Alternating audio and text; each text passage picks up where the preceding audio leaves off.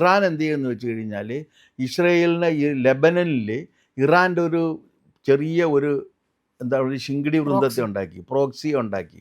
അതാണ് ഹിസ്ബുള്ള. ഹിസ്ബുള്ളയെ വെച്ചുകൊണ്ട് ലെബനനെ ആക്രമിച്ചുകൊണ്ട് അവരെന്ത് ചെയ്ത് ആ പ്രദേശം മുഴുവൻ അവരുടെയാക്കി. വെയിൽ കെട്ടിക്കഴിഞ്ഞു.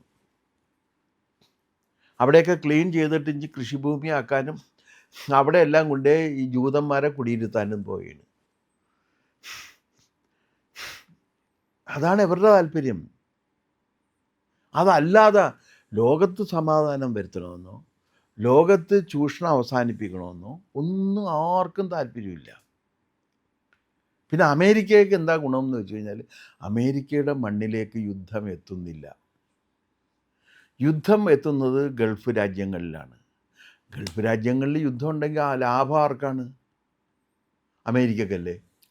കൂടുതൽ ആയുധങ്ങൾ കൊടുക്കാം, കൂടുതൽ കാശ് പിരിക്കാം. അങ്ങനെ ആകെ മൊത്തം അമേരിക്ക ലാഭത്തിന് വേണ്ടി ചെയ്യുന്ന ഒരേർപ്പാടാണ് ഇപ്പോൾ നടന്നുകൊണ്ടിരിക്കുന്നത്.